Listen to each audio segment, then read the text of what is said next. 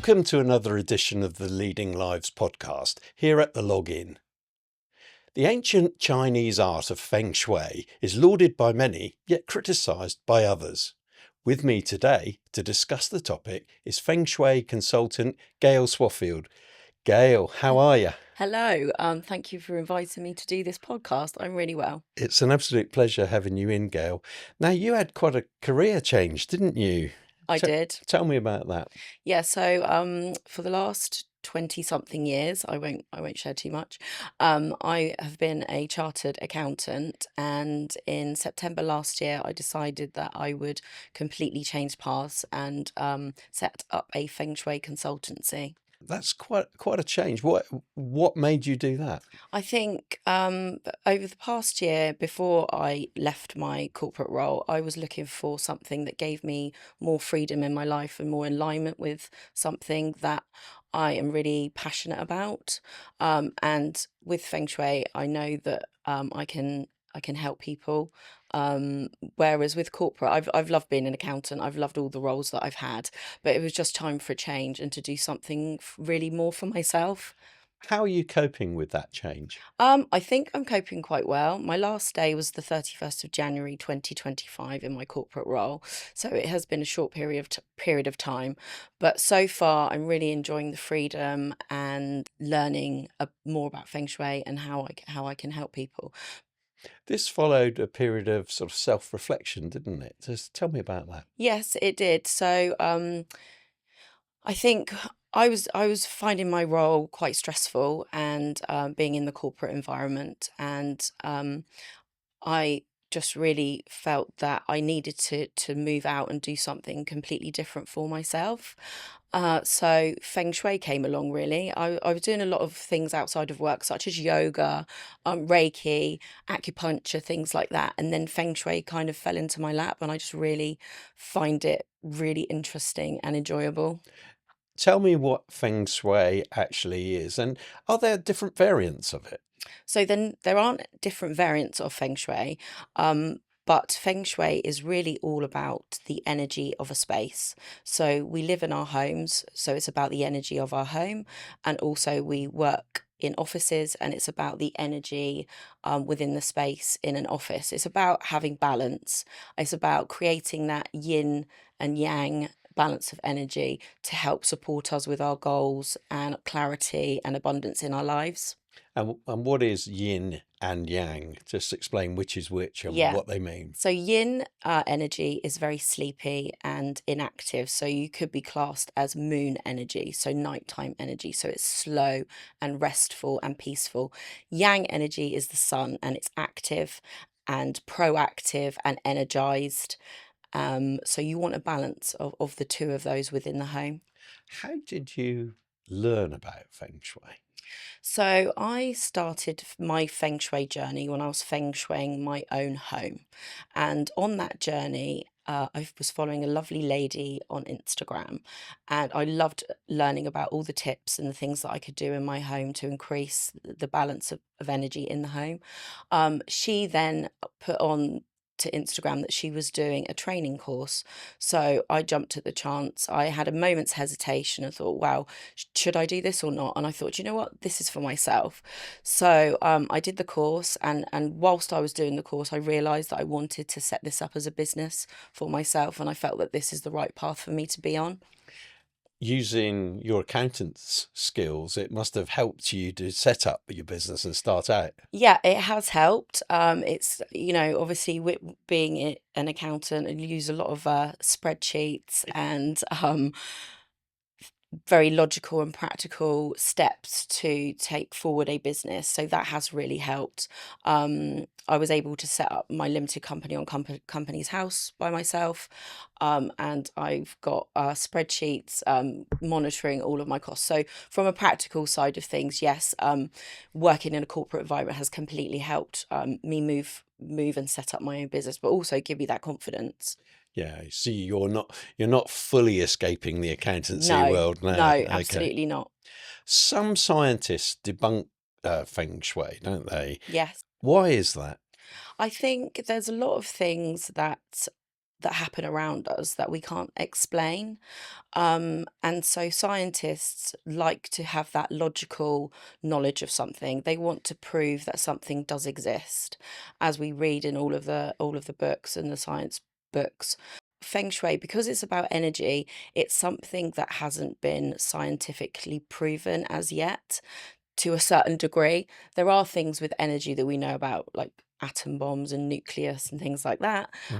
But understanding the flow of energy in our space can be somewhat mysterious to the scientists. Some Christians get quite upset about the thought of Feng Shui, don't they? Can you explain what that's all about? To be honest, I haven't heard that, but I do understand that. It's something that is not maybe not tangible to somebody of a Christian belief. However, a lot of things with Feng Shui is maybe a lack of understanding, or understanding what it helps with and what it's for and how it can support you in life's journey, really. So let's have a look at it in a bit more detail.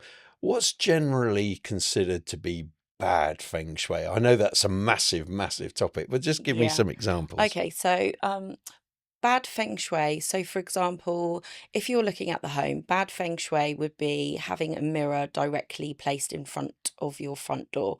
And the reason why that is because the front door is the mouth of your home, and it really invites in that good energy, which is classed as chi energy. So when the energy is coming into your home, it reflects and bounces off the mirror back out of your home. So that is one example of bad feng shui.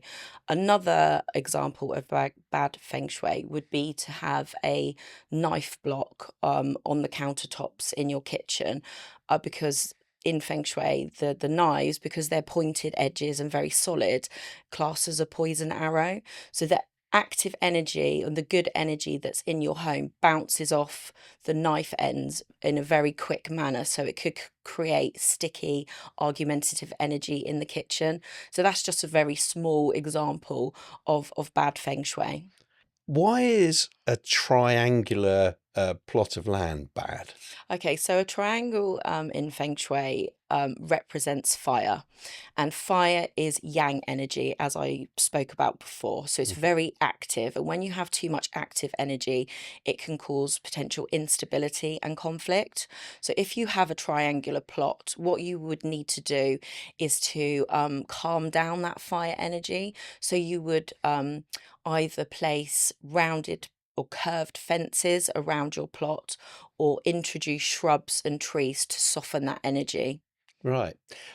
Because I think I read somewhere when I was doing my research that placement of trees is important as well. I don't know if that's something Yeah, that, yeah. it can be. So, um, sometimes at the front of your home, where obviously the good energy is coming in, as I mentioned before, sometimes trees can potentially block that energy because the energy is coming in from the street or outside and could get stuck around the tree. However, what you can do is there are things that you can place in the home to invite in that good energy. I've got trees all around my house. For those of you who've been to my house, you'll know it well. But there's trees all around my house. I haven't got a mirror by the front door. But imagine if you had trees all around the front of your house, so you're blocking any energy, any good energy coming Yeah. in. You open the front door and there's a blooming great mirror there. It all goes back out again. You're going to be in dire trouble, aren't you? I don't think you'll be in dire trouble. I think that's a little bit too negative. There Okay. are things that people can Me? Negative there are when? there are easy things that people can do to attract that beautiful positive energy into their homes, and it doesn't have to mean that you have to knock down walls or take out trees. There are some really simple remedies that you can put in place to create beautiful energy in the home. Beautiful, positive energy and me. That doesn't go in the same sentence. I'm sure it does. I'm sure it does, Chris. What is a shotgun stack? Okay, so a shotgun stack is a home where the front door is directly opposite the back door. And the reason why it's called a shotgun stack is because if you were to fire a gun, God forbid anyone would do that, Mm. you could fire a bullet from the front door to the back door and it would go straight in and out of the home. So when Well, you're that'd be a good thing, wouldn't it? You'd miss it. you would. So really what it means is the front door and the back door are the energy is coming through the front door and then directly goes out of the back door in one quick succession. And what you want in your home is you want that good energy that's coming through the front door to stay in your home. So a shotgun home is classed as bad feng shui, but there are lots of remedies that you can put in place to slow that energy, like placing plants, or the energy will come in and slow down around the plants, or you can put soft furnishings to slow down that energy. So it's not all bad. There are easy remedies that you can put in place. I think anybody who has got a triangular plot with a door that goes from front, straight through to the back, you need to get in touch with Gayle super quick. Right? Indeed. What about inside the home? Let's have some good things. Okay, so in the home, a good thing to do on a daily basis is to open your front and back door simultaneously, and this will bring big arms. And yeah, indeed, this will just bring in the good energy, but then also the negative energy will flow out the back of your home. So that is good to get the energy and the good energy circulating. Another good thing in the home is to open all your blinds and all your curtains, because you want that beautiful, lovely sunlight to enhance the energy within the home. Cuts your energy bills as well at the Yeah, same it does, time. indeed. Yeah. Other things, furnishings that have got curved edges are really good because it allows the energy to flow softly around those curved furnishings. Other good things would be to place mirrors in your home that are reflecting something that you like looking at. So mirrors amplify the energy. So if you have a mirror placing lovely art or a beautiful space in your home or lovely soft furnishings, and it amplifies that lovely energy. If you have a mirror that is reflecting a pile of mess or something that you don't like looking at or a broken item, then it's amplifying that negative energy, which you don't want it to do. I read something that made me chuckle.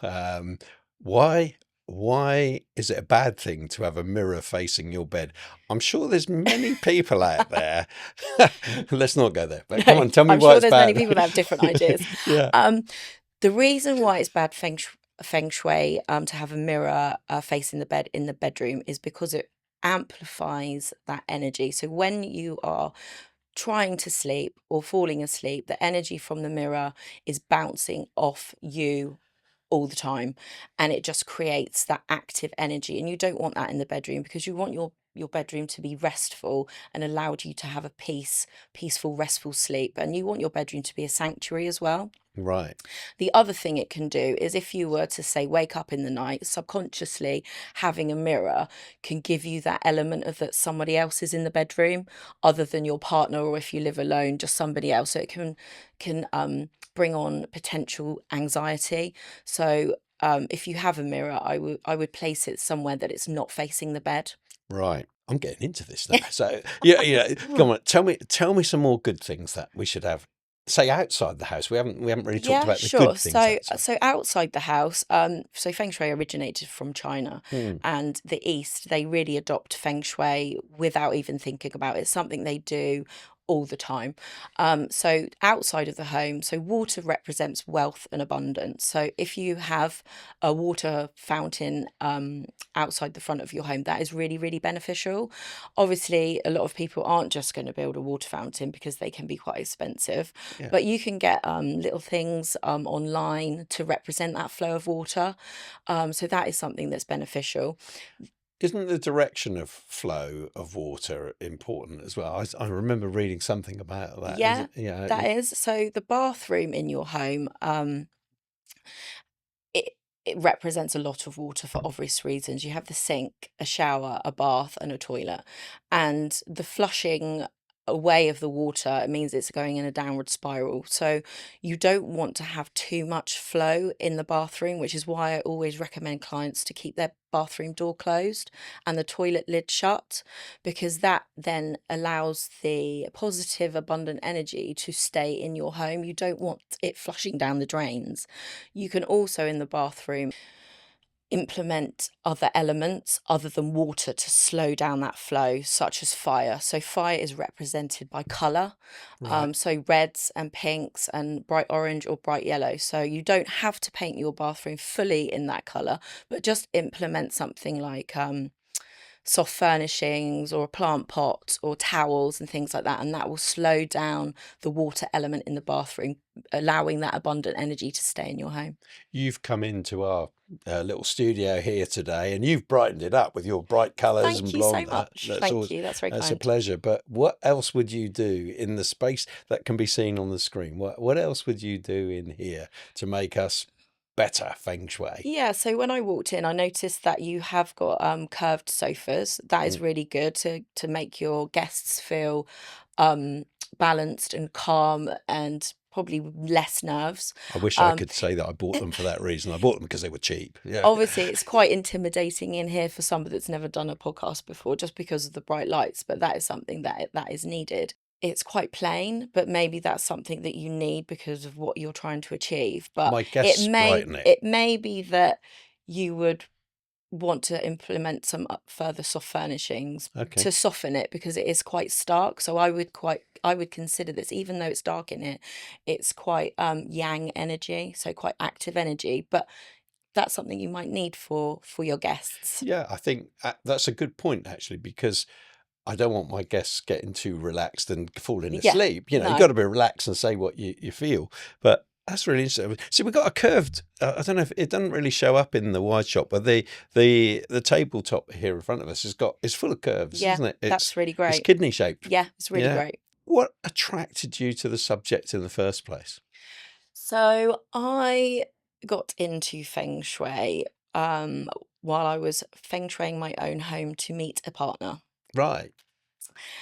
I can't believe that you needed to do that. You're a vivacious, very friendly lady and very attractive, of course. And why did you feel you needed to feng shui your house to meet a partner? I think personally, you get to a certain point in one's life Hmm. and you're not going out all the time, and your circle of friends becomes smaller.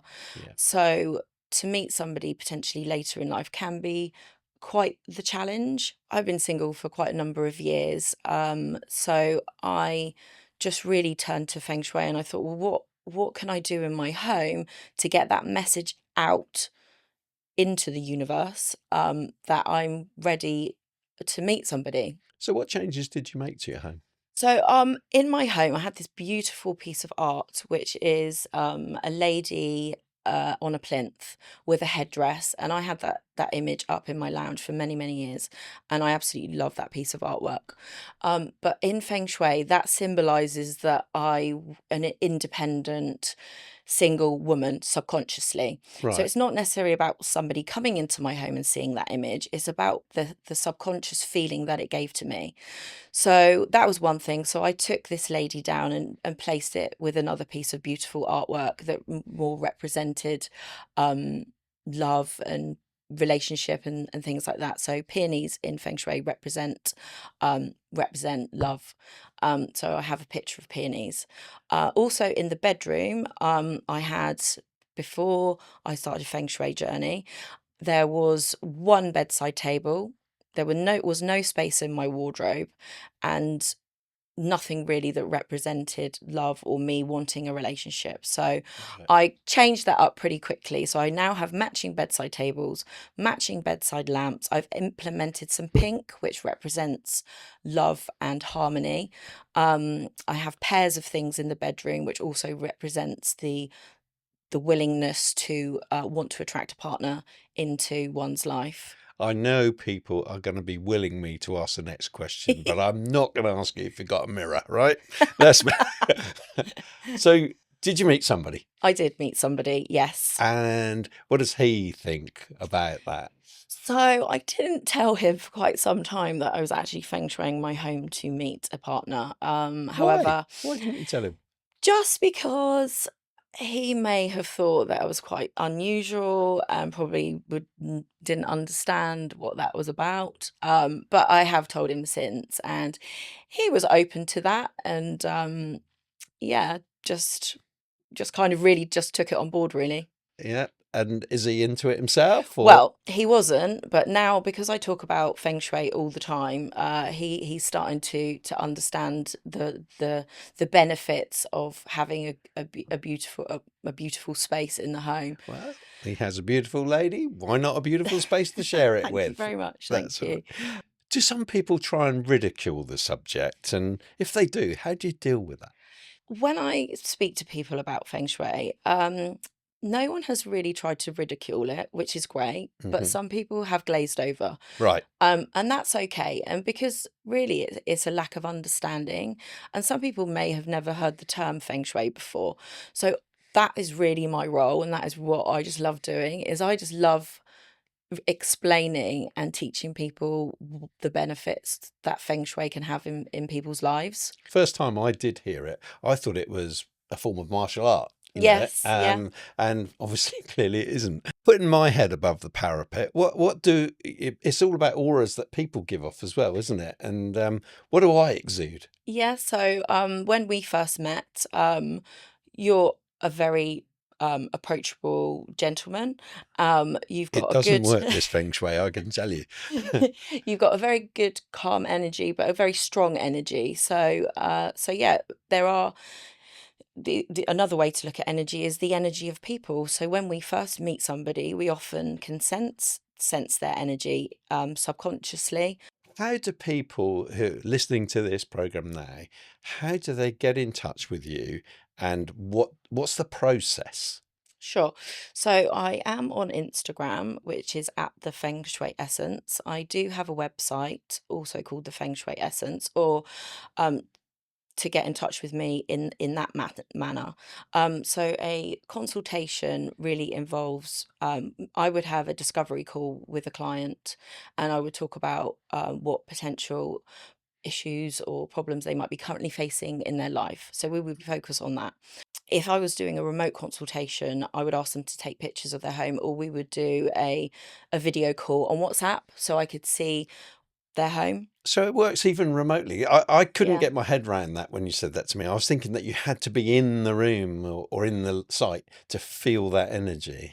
No, so when with a consultation, when a remote consultation, how it works is that I would get the construction year when the home was built. So that's one number. The annual cycle number in Feng Shui is another number, and the current cycle that we're in Feng Shui, that is a third number. So those three numbers are then placed on the Bagua chart, which is placed over the client's floor plans, and each of those number combinations move around the 9 compass directions. And those numbers that come back to me, I've got this very huge spreadsheet It's a of spreadsheet. number It's comp the yeah, accountant I again. know, I can't get away from it. Yeah. Those three numbers in each of in each of the compass directions will tell me what is happening in that space energetically this year, and it will tell me what remedy is required for that home. So it's very, very bespoke to a person's space, so either their home or their business. So that is how a remote consultation works. But obviously, there are very practical things that I can see from images or a walk around with a video of things that people are potentially doing wrong from a Feng Shui perspective. So I need to work out the compass directions. And I also write a 20-page report. So it talks about the element of somebody's home and the type of home that they have. And then it will talk about the 9 compass directions and what remedies they need in that area.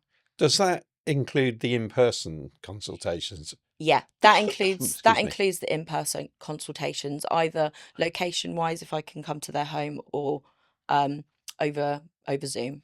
And that's how many of those are included? So there are 3 sessions with me, 3 1-hour sessions where we Right. will talk about um, anything that is happening within the home, and then I will have a talk with you when I give you the report to talk about what remedies and how to source the remedies for your home. What specifically then are they designed to achieve, other than the remedies? Give me a bit more Yeah, about that. so the report and obviously the time with me is really to get to the root feeling of someone's space. And what I want to achieve with my client is them to have the most supportive and abundant and balanced home. We forget that we spend about 70 to 80% of the time in our homes. And when we've had a stressful day, whatever it might be, we want our homes to be able to support us and bring us clarity. Yeah, Yeah, just having that the consultation leads you to basically, in simple terms, a more comfortable home and a nicer place for you to yeah, be. absolutely. And it Okay. also can, if people are feeling stuck in their lives, the energy shift in somebody's home could really give them clarity to move forward in whichever direction that they want to move into. Yeah, like it's done for you Yeah, with your relationship. Yeah. absolutely. Okay. Is it just for people's homes, or what about workplaces and businesses? Yep, no, Feng Shui is really good for business as well, and business spaces. And how does a company enlist your help? Same channels? Yeah, they will enlist my help in the same manner. Just get in touch with me and we will talk through. But how is your approach different for a business premise compared to a home? Do you know what? I don't, it's not going to be much different because if the business wanted a full consultation, I would get the floor plans and I would look at the compass directions and I would do it in exactly the same manner. Um, Depending on location, I would love to visit the location and I would look at the placement of desks, the colour of the office, how people are interacting. So communal spaces versus desk spaces. So it's exactly the same way. I see an internal conflict for you here. If you're going to go into a building and see this business, and you're going to walk around, do your consultation and your site survey, if you like, Yes. and then you're going to present to them. Well, you need to get some new desks. You need to get some new chairs.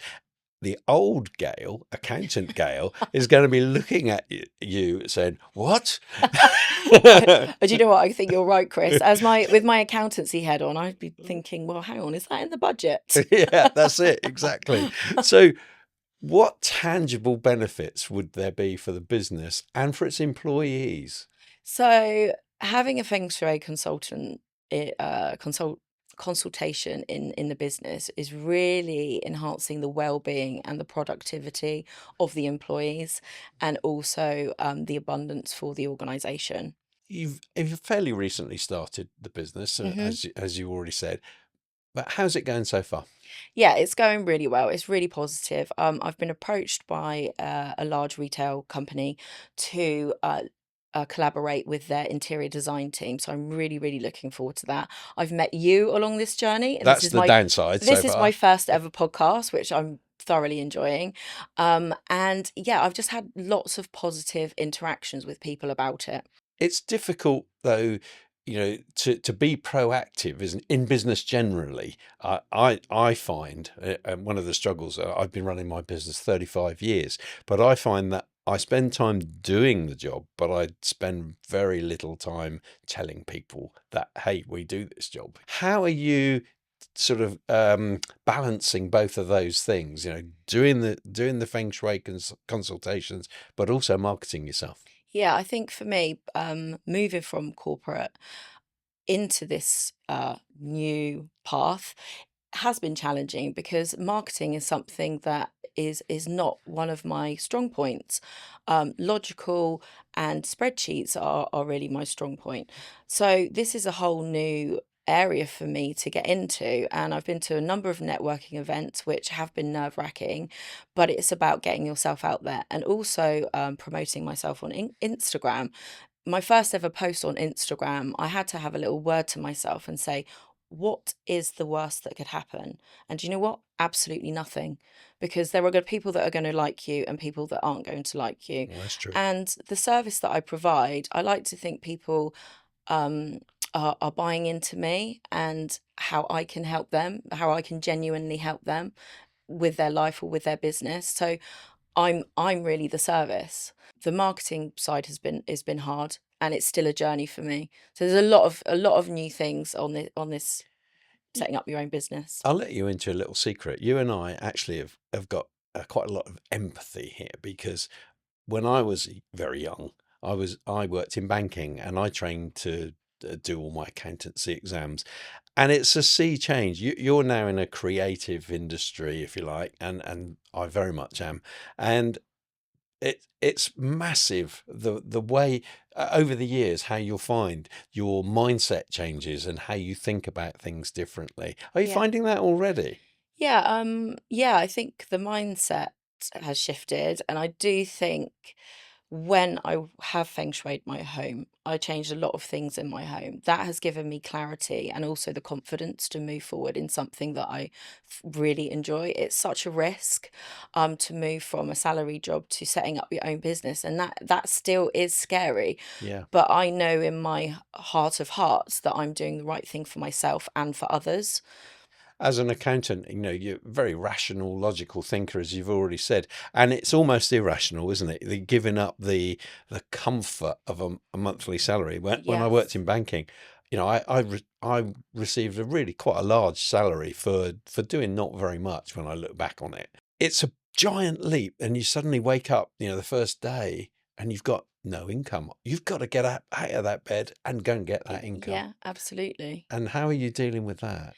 Where I have am on this path, I did give myself a buffer, financially a buffer to Hmm. be able to support myself through this transitional financial period, and so far that's going well. Yeah. It's early days, but it is nerve-wracking for anybody taking that leap from corporate into setting up their own business, because it is such a step and such a risk. But I do really feel that if you believe in yourself, good things happen and you will create that path for you. And sometimes openings come up to you when you least expect them. Oh, that's definitely true. You mentioned about marketing, but what other business skills are you having to learn? Okay, so I'm having to learn how to use the design tool. So I created and designed my own trifold leaflet, Right. which was a challenge, given the fact that I've never done anything like that before. The other thing I probably find challenging, given the fact that I've always only worked with numbers, even though I was very senior in my roles and would write reports, but that's very corporate speak. So now I'm learning vocabulary potentially that I would never have used in my corporate role that I need to use for my Feng Shui consultancy. You should come on a film shoot with us. I can promise you'd learn some vocabulary that you never normally use. Is that Feng Shuiable? Well, you'll have to come and see. What would you say to anybody starting out on a business? It's your first few months. What would be the biggest takeaway so far? I think if there are people out there that are wanting to set up their own business and I think you have to trust your own instinct and belief in yourself. Mhm. It's very easy for us to put blocks in one's way. And I probably started to do that at times. But when you are really passionate about something and you know that you can help people in whatever way it may be, then I think you just have to go for it and take a leap of faith. When we first spoke, you struck me as quite introverted. Are you introverted? And how do Yes. you overcome it?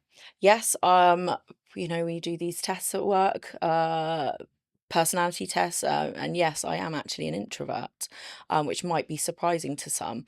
And how do you overcome that? I think overcoming that is Well, pushing yourself pushing yourself. outside of your comfort Yeah, zone. Come in here. yeah, I did my first talk about Feng Shui a few weeks ago at a wellness event, and that was really, really out of my comfort zone. Obviously, I have done talks and presentations in the corporate world, but having done a talk with something that I really, really love makes it so much easier. It's a different audience, isn't it? That's Yes, the thing. yeah. And how did the talk go? The talk went really, really well. I was nervous, but I think the more I do talk about Feng Shui with people and in front of an audience, the more confident I will get. Well, hopefully doing this podcast today is going to aid that confidence. We've reached the end of the time. But yeah, thanks very much for coming in. I've really enjoyed your company today. Oh, thank you, Chris. Thank you for inviting me. I've really enjoyed it. It's a pleasure. Well, that's it for another fascinating episode of Leading Lives. I'll be back soon But in the meantime, if you know someone who'd like to come on the show, please do get in touch. We're constantly on the lookout for guests. Bye for now.